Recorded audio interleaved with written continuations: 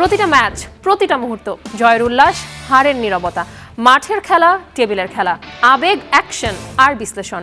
খেলা যেমন, খবরটাও ঠিক তেমন। গরমাগরম ওয়েলকাম টু স্টার প্লে। সাথে আছি আমি রায়না জারিন। শুরুতেই শিরোনাম। সুপার সানডেতে টি-20 বিশ্বকাপের ফাইনাল, চ্যাম্পিয়ন ভারত, প্রতিপক্ষ নিউজিল্যান্ড।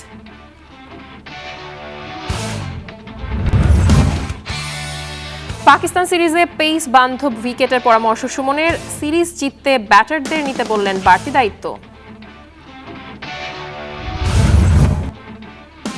ওডিআইয়ে দীর্ঘ সময় ধরে ভালো খেলছে না বাংলাদেশ, লিটন দাসকে মিডল অর্ডারে খেলানোর পরিকল্পনা।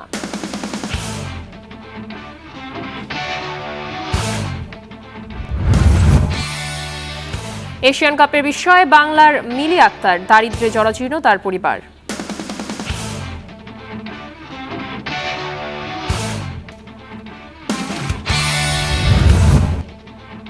হ্যামস্ট্রিংয়ের চোটে মহাতারকা ক্রিস্টিয়ানো রোনালদো, বিশ্বকাপে খেলা নিয়ে শঙ্কা।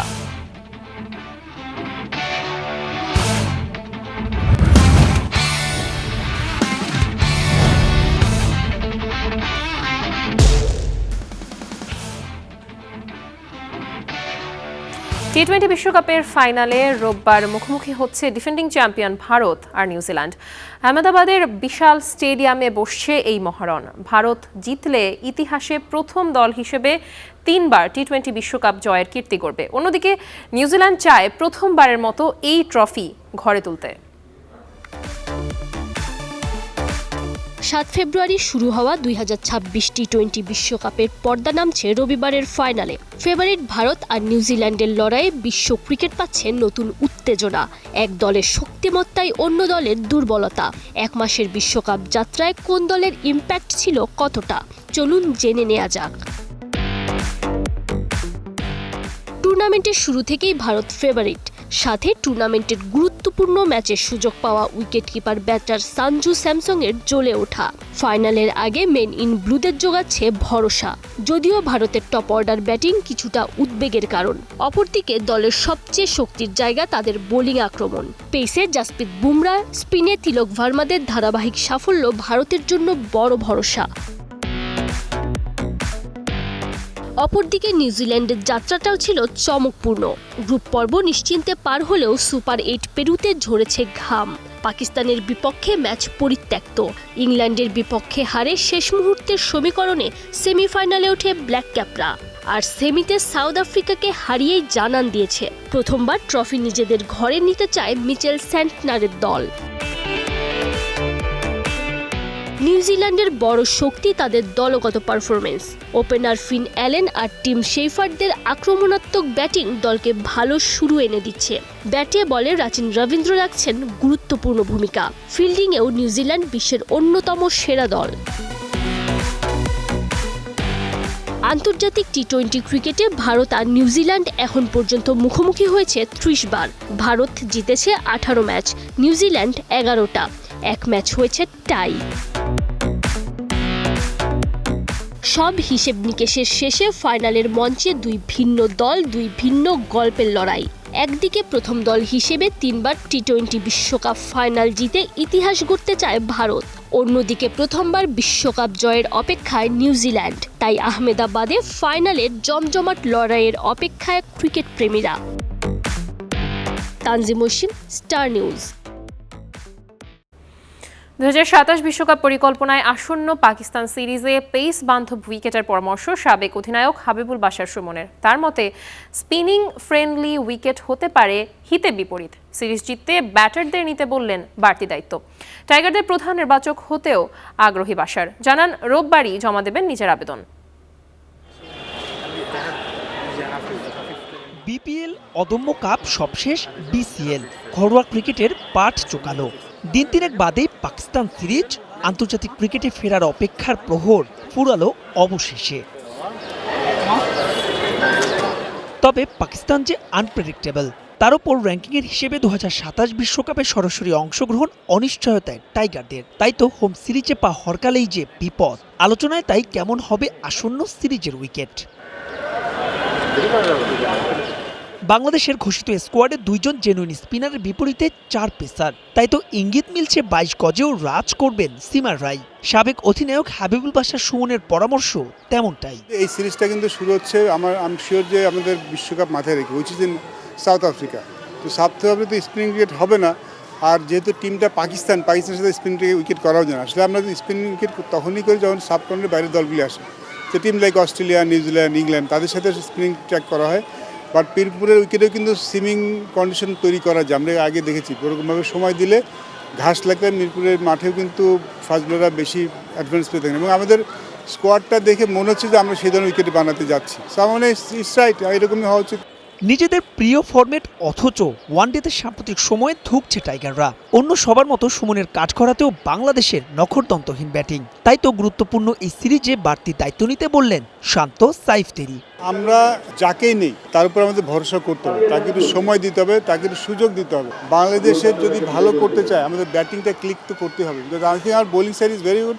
আমাদের টপ অর্ডার যদি ভালো করে বাংলাদেশের পক্ষে যে কোনো দলের সাথে ভালো করা সম্ভব। প্রশ্ন ছিল সুমন নিজের টাইগারদের প্রধান নির্বাচকের দায়িত্ব নেবেন তো? গাজী আশরাফ হোসেন লিপুর পর ফাঁকা এই পদের জন্য নিয়োগ বিজ্ঞপ্তি দিয়েছে বিসিবি। এর আগে এই পদে আবেদন নিয়ে দোটানায় থাকলেও এদিন বাসার নিশ্চিত করেন আবেদন করছেন তিনি। আমি তো ইনহাউস, আমি তো বাইরের কেউ না, আমি তো এখনো ক্রিকেট বোর্ডের সাথেই আছি। আমার ব্যাপারটা একটু ভিন্ন। আমি হয়তো কালকে হয়তো দিয়ে দিব, বাট সেম টাইম আরও অনেকেই দিচ্ছেন, আপনারা দেখেছেন। তো মানে যে এর মধ্যে তো বিসিবি নিশ্চয়ই যাকে যোগ্য মনে করবেন তাকে বেছে নেবেন। সাম্প্রতিক সময়ের পারফরমেন্স ছাপিয়ে তাই 11ই মার্চ পাকিস্তান বিপক্ষে শুরু হওয়া ওডিআই সিরিজের আগে ক্রিকেটারদের আত্মবিশ্বাসী হওয়ার পরামর্শ সাবেক এই অধিনায়কের। কারণ পাকিস্তানের বিপক্ষে সবশেষ ওয়ানডে সিরিজে অতিথি দলকে 3-0 ব্যবধানে যে ক্লিন সুইপ করেছিল টিম টাইগার। মাহবুব রিবন, স্টার নিউজ, ঢাকা। নিজেদের পছন্দের ফরম্যাটে লম্বা সময় ধরে ভালো খেলতে পারছে না বাংলাদেশ। সবশেষ 15 ম্যাচে জয় মাত্র 3টাতে। এর অন্যতম কারণ টাইগারদের মিডল অর্ডার। এবার সেই জায়গায় ভালো করতে লিটন কুমার দাসকে মাঝে খেলানোর পরিকল্পনা করছে ক্রিকেট বোর্ড। পাকিস্তান সিরিজের আগে বিসিএল ক্রিকেটারদের প্রস্তুতির ভালো মঞ্চ ছিল। এরপরও আলাদা করে প্রস্তুতি ম্যাচের আয়োজন করেছে বিসিবি। কারণ একটাই, সাম্প্রতিক সময়ে ওয়ানডেতে ভালো ফলাফল না আসা। এই চিন্তা থেকে ব্যাটিং অর্ডারেও সাফল করার চিন্তা করছে বাংলাদেশ। বেশি জোর দেওয়া হচ্ছে মিডল অর্ডারে, কেননা এই জায়গাটায় বেশ ভোগাচ্ছে টাইগারদের। এদিন বিসিএল অল স্টার একাদশের বিপক্ষে বিসিবি একাদশের খেলায় ওপেনিংয়ে ছিলেন তানজিদ তামিম আর সাইফ হাসান। পাকিস্তানের বিপক্ষে এরকমই থাকার কথা ওপেনিং পেয়ার। 3 নম্বরে আসার কথা রয়েছে সৌম্য সরকারের। এরপরের 2 জায়গা খুবই গুরুত্বপূর্ণ। সেখানে নাজমুল শান্তর সাথে বিবেচনায় আছেন ওপেনার লিটন কুমার দাস। মিডল অর্ডারের সমস্যা দূর করতে তাকে এই জায়গায় চিন্তা করা হচ্ছে। প্রস্তুতি ম্যাচেও এই জায়গায় বেশ সফল হয়েছেন এলকেরি। 38 বলে খেলেছেন 44 রানের ইনিংস। ওপেনিংয়ে নামা সাইফ 22 রানে থামলেও সেঞ্চুরি হাঁকিয়েছেন আরেক ওপেনার তানজিদ তামিম। 102 বল খেলে হাঁকিয়েছেন দারুণ এই শতক। সুবিধা করতে পারেননি সৌম্য সরকার, ফিরেছেন মাত্র 11 রান করে। নাজমুল শান্ত করেছেন 45 বলে 40 রান। শেষ দিকে আফিফ হোসেন খেলেছেন 29 বলে 29 রানের ইনিংস। সাথে ছিল মিরাজের 17 বলে 22 রানের ক্যামিও। প্রস্তুতি ম্যাচে ব্যাটাররা রান পেয়েছেন প্রায় সবাই। মূল ম্যাচে পাকিস্তানের বিপক্ষে মিডল অর্ডার গড়ে দিতে পারে পার্থক্য। Mamunur Rashid, star news, Dhaka. বাংলার গোলপোস্টের নিচে বিস্ময়ের জন্ম দিয়েছেন মিলি আক্তার। অথচ সেই দৃশ্য দেখার সুযোগ হয় না মিলির বাবা মার। ময়মনসিংহে বেড়ে ওঠা মিলির পরিবার দারিদ্রতায় জরাজীর্ণ। সাদিকুর রহমানের তথ্য ও চিত্রে বিস্তারিত জানাচ্ছেন ইয়াসির আরাফাত সবুজ। ভাঙাচোরা টিনের ঘর, বৃষ্টি নামলেই ছাদের ফাঁক দিয়ে টুপটাপ পানি পড়ে। দমকা হাওয়ায় টিন কেঁপে ওঠে, মনে হয় এই বুঝি উড়ে যাবে। তাই বাঁশ দিয়ে কোনো মতে ঠেকিয়ে রাখা হয়েছে ঘরটা। যে ঘর বৃষ্টি আটকাতে পারে না, যে ঘর বাতাস আটকাতে পারে না, সেই বাড়ি থেকে উঠে আসা এক তরুণী আটকে দিচ্ছেন প্রতিপক্ষের বিপজ্জনক সব শট। তার সামনে ছুটে আসে বল, প্রতিপক্ষের শক্তিশালী শট, কখনো ডান দিকে কখনো বাম দিকে। নীরবে অবিশ্বাস্য দৃঢ়তায় একটার পর একটা বল আটকে দেয়। এফসি নারী এশিয়ান কাপে চীন আর নর্থ কোরিয়ার বিপক্ষে ফুটবল দুনিয়ার নজর টেনেছেন মিলি আক্তার। প্রথম ম্যাচে চীন বাংলাদেশের গোলপোস্ট লক্ষ্য করে 11টি অন টার্গেট শট নেয়, যার 8টি আটকে যায় মিলির কাছে। দ্বিতীয় ম্যাচে নর্থ কোরিয়ার বিপক্ষে 5-0 গোলে হারে বাংলাদেশ। সেই ম্যাচেও যদি মিলি গুরুত্বপূর্ণ কিছু সেভ না দিতেন তাহলে হয়তো আরও বড় ব্যবধানে হারত বাংলার মেয়েরা। কখনো শরীর ছুড়ে দেয় বলের সামনে, কখনো শেষ মুহূর্তে আঙুলের ডগা দিয়ে ঠেলে দেয় বলটা। এখন মিলি নজর কাটছেন পুরো বাংলাদেশের। সোশ্যাল মিডিয়ায় তার কথা, খেলার আলোচনায় তার নাম, কিন্তু এক অদ্ভুত কষ্টের গল্প আছে এর ভেতর। মিলির বাবা মা ঠিকমতো দেখতে পাচ্ছেন না নিজের মেয়ের এই লড়াই, কারণ মিলিদের ঘরে টেলিভিশন নেই। জোর করেও খেলার তো পেরাইতে পারছি না। সে হঠাৎ করে আরেকদিন এই প্রাইমারি স্কুল থেকে আমার পাড়াইছে লোকে যে আপনার মিলির বাবারে লয়ে হয় না, তো আমার খবর নিয়েছে যে আপনার মিলি তো খুব ভালো খেলতে পারে, তাই আমরা বড় পর্দায় দিয়ে দিই। আমি কিছু ঠিক আছে, আমরা ঘরে একটা টিভিও নেই, আমরা একটা খেলাধুলা দেখতে পারি না। মিলির মতো হতে চেয়েছিলেন তার বড় বোন শিমু আক্তার, তবে 5 লোকের কথায় হেরে যান তিনি। কিন্তু মিলি দমে যাননি লক্ষ্য থেকে। আমারও অনেক ইচ্ছা ছিল খেলাধুলার, আমি আর ও একসাথেই খেলাধুলা করতাম। তো মানুষের অনেক কথা শোনার পরে আমার আব্বা খেলাধুলা থেকে বিরত রাখছে। আমি সরে গেছি কিন্তু ও সরে নাই। আমার যে স্বপ্নটা আছিল আমি পূরণ করতে পারি নাই, আমার ছোট বোন আমার স্বপ্নটা পূরণ করছে। এক অজপাড়া গা থেকে মিলি এখন বিশ্ব দরবারে। প্রতিবেশীরাও গর্বিত মিলির অর্জনে। আমাদের এই এলাকার ছোট বোন বিদেশে গিয়ে ভালো ফুটবল খেলতেছে, আমরা অনেক আনন্দিত। আমরা দেখে মন চাই ওর মতো অনেক বড় হতাম। মিলির বিষয়টা আসলেই অত্যন্ত গর্বের বিষয় আমাদের এলাকার। তিনি থামিয়ে দেন দারিদ্র্যের গল্প, তিনি থামিয়ে দেন মানুষের কটু কথা, তিনি থামিয়ে দেন অসম্ভব শব্দটাকে। হয়তো কোনো একদিন মিলির বাবা মা টিভির সামনে বসে মেয়ের খেলা দেখবেন। সেদিন বৃষ্টি পড়লেও টিনের ছাদ ফুঁড়ে পানি পড়বে না, কারণ সেই ঘরের ভেতরে তখন থাকবে একটা বড় গর্বের আলো। ইয়াসির আরাফাত সবুজ, স্টার নিউজ। বিশ্ব নারী দিবসে নয়া উদ্যোগ নিয়েছে বাংলাদেশ আর্চারি। আর্চারিতে নারীদের অংশগ্রহণ বাড়ানো আর নতুন নতুন খেলোয়াড় তৈরিতে নিয়মিত প্রতিযোগিতার আয়োজন করছে ফেডারেশন। গলায় সাফল্যের পদক, চোখে মুখে উচ্ছ্বাস। বিশ্ব নারী দিবস উপলক্ষে বাংলাদেশ আর্চারি ফেডারেশন শুধুমাত্র নারীদের জন্য আয়োজন করে এই প্রতিযোগিতার। বিকেএসপি, আনসার, বিমান বাহিনীর তীরন্দাজরা অংশ নেন এই আসরে। খেলোয়াড়েরা মনে করছেন এই আয়োজন তাদের দেবে নতুন পথের দিশা। আজকের এই টুর্নামেন্টটা আমাদের যে সিনিয়র প্লেয়ার আছে, ভবিষ্যতে যারা আর্চারি খেলতে আসবে বা অন্যান্য গেম খেলবে তাদের জন্য অনেক বড় ইন্সপিরেশন। খেলাটা পদক না পেলেও অনেক ভালো লেগেছে, অনেক ভালো খেলেছি। তো আমি চাই যে জীবনে আরো কিছু ভালো করতে। জাতীয় দলের জার্মান কোচ মার্টিন ফ্রেডরিক দেখছেন নতুন সম্ভাবনা। এমন আয়োজনেই খোঁজ মেলে ভবিষ্যৎ তারকার। যাদের নিয়ে এই খেলা হলো তারা আমাদের সম্ভাবনার কথা বলে। এদের থেকেই বেরিয়ে আসবে ভবিষ্যতের বিশ্বজয়ী তীরন্দাজ। তবে এদের যত্ন নিতে হবে। আর সেই কাজটায় ফেডারেশনকে সার্বিক সহায়তা দিতে চায় বাংলাদেশ মহিলা ক্রীড়া সংস্থা। আমাদের এখানে কিন্তু আর্চারি ট্রেনিংটা হতো না, কিন্তু আমরা কিছুদিন আগে আমাদের ওয়ার্ল্ড আর্চারি এশিয়ার প্রেসিডেন্ট উনি আর্চারির জিনিস দিয়েছেন। বা আমরা যদি ট্রেনিং শুরু করতে পারি এটা একটা বিশাল ব্যাপার হয়ে যাবে, যে আমরা আরও নতুন প্লেয়ার তৈরি করতে পারবো, তাদেরকে আমরা নতুন করে খেলোয়াড় দিতে পারবো।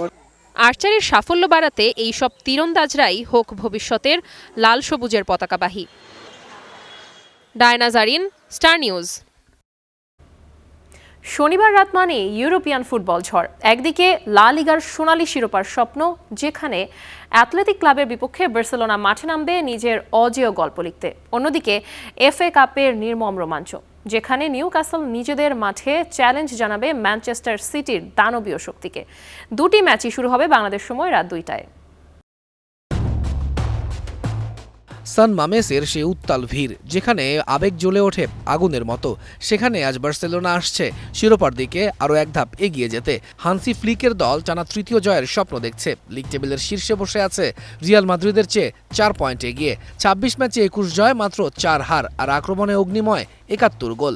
সম্প্রতি ছন্দে ফিরেছে। ভিয়ারিয়াল ও লেভান্তেকে হারানোর পর জিরোনার কাছে একটা ছোট্ট ধাক্কা সামলেও উঠেছে। কোপার সেমিতে অ্যাথলেটিকোর কাছে অ্যাগ্রিগেটে হারলেও লিগে তারা অপ্রতিরোধ।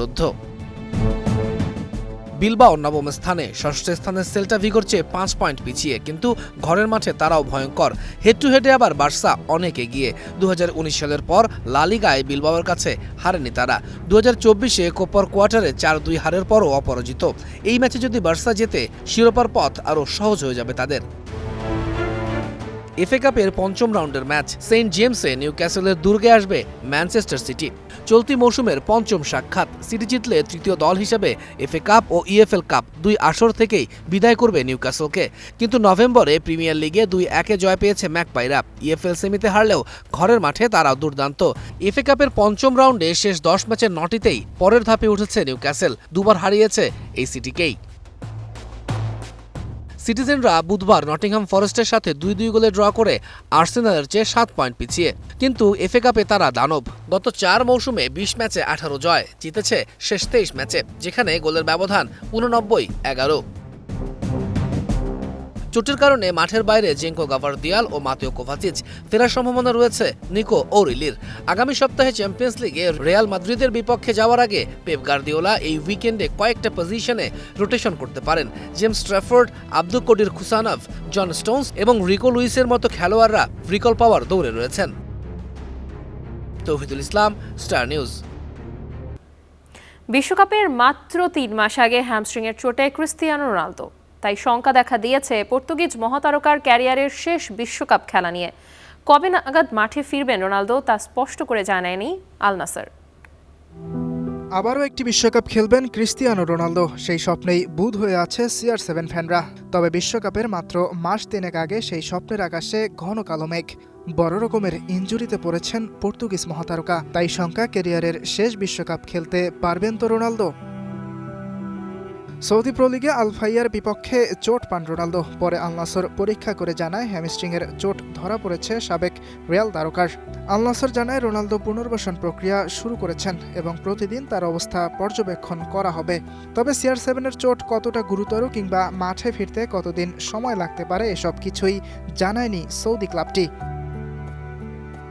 তাই সবার মনে প্রশ্ন ছিল কবে নাগাদ মাঠে দেখা যাবে রোনালদোকে। এর মাঝেই নতুন মাত্রা যোগ হয়েছে আল নাসর কোচ হোর্হে জেসুসের মন্তব্যে। তিনি জানিয়েছেন পরীক্ষার পর দেখা গেছে পর্তুগিজ তারকার চোট ধারণার চেয়েও বেশি গুরুতর।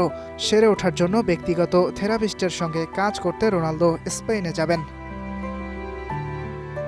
হ্যামস্ট্রিংয়ের চোট কাটিয়ে উঠতে কতটা সময় লাগতে পারে তা নির্ভর করে চোটের ধরনের উপর। গ্রেড 1-এ হ্যামস্ট্রিং চোট ভালো হতে 3 সপ্তাহ সময় লাগতে পারে। গ্রেড 2 হলে সময় লাগে 1 থেকে 2 মাসের মতো। তবে যদি গ্রেড 3 হয় তাহলে একজন খেলোয়াড়ের সেরে উঠতে 6 মাসের বেশি সময় লেগে যেতে পারে। রোনালদোর চোট কী অবস্থায় আছে তা আল নাসর পরিষ্কারভাবে জানালেই বোঝা যাবে পর্তুগিজ সুপারস্টার বিশ্বকাপ খেলতে পারবেন কিনা। ইয়াসির আরফাত সবুজ, স্টার নিউজ। আবারও আইনি প্রক্রিয়ায় জটিলতায় পড়েছেন ব্রাজিল তারকা নেইমার। কাজের চাপে অসুস্থ হয়ে পড়ায় তার বিরুদ্ধে মামলা করেছেন তারই সাবেক নারী বাবুর্চি। রিও ডি জেনেরিওর আঞ্চলিক শ্রম আদালতে মামলাটি বিচারাধীন। বিস্তারিত কেএমসনের রিপোর্টে। এবার কাজের মেয়ের করা মামলায় ফেঁসে গেলেন নেইমার। রিও ডি জেনেইরো আঞ্চলিক শ্রম আদালতে ব্রাজিলিয়ান সুপারস্টারের বিরুদ্ধে মামলা করেছেন নির্যাতনের শিকার নারী। তার অভিযোগ, মাঙ্গারাতিবা ম্যানশনে তাকে অত্যন্ত অমানবিক পরিবেশে কাজ করতে বাধ্য করা হয়েছে। ব্রাজিলের সংবাদ মাধ্যম মেট্রোপোলসের প্রতিবেদনে বলা হয়েছে, নেইমারের ব্যক্তিগত রাঁধুনি তার বিরুদ্ধে শ্রম আদালতে মামলা করেছেন। অভিযোগে তিনি জানান, নেইমারের বাসভবনে অতিরিক্ত কাজের চাপে তিনি পিঠের ব্যথা ও নিতম্বের প্রদাহজনিত সমস্যায় ভুগছেন। রাঁধুনির দাবি, যদিও চুক্তি অনুযায়ী তার কাজের সময় সীমিত ছিল, বাস্তবে তাকে দিনে গড়ে 16 ঘন্টা পর্যন্ত কাজ করতে হতো এবং অনেক সময় মধ্যরাত পর্যন্ত থাকতে হতো। তিনি আরও অভিযোগ করেন, নেইমার ও তার অতিথিদের জন্য প্রতিদিন প্রায় 150 জনের খাবার রান্না করতে হতো এবং প্রায় 10 কেজি ওজনের মাংসসহ ভারী জিনিস বহন করতে হতো। নিয়ম অনুযায়ী খাবারের বিরতি পাওয়ার কথা থাকলেও বাস্তবে তা পাননি। মাসিক নিবন্ধিত বেতন ছিল প্রায় 4000 ব্রাজিলিয়ান রিয়াল। অতিরিক্ত কাজসহ প্রায় 7500 রিয়াল পেতেন ওই নারী। এসব কারণে তিনি নেইমার ও তাকে নিয়োগ দেওয়া প্রতিষ্ঠানের কাছে প্রায় 2,62,000 ব্রাজিলিয়ান রিয়াল, বাংলাদেশি টাকায় প্রায় 61 লাখ টাকা ক্ষতিপূরণ দাবি করেছেন। মামলাটি বর্তমানে রিও ডি জেনেইরোর আঞ্চলিক শ্রম আদালতে বিচারাধীন। তবে এ বিষয়ে নেইমারের পক্ষ থেকে এখনো কোনো মন্তব্য পাওয়া যায়নি। কেএমসনি, স্টার নিউজ। দর্শক, খেলাও থামবে না খবর, কিন্তু সময় বলছে আজকে এখন থামতে হবে আমাদের, কিন্তু আমরা ফিরবো আগামীকাল আবারও ঠিক রাত 10টায়। Till then stay with star play.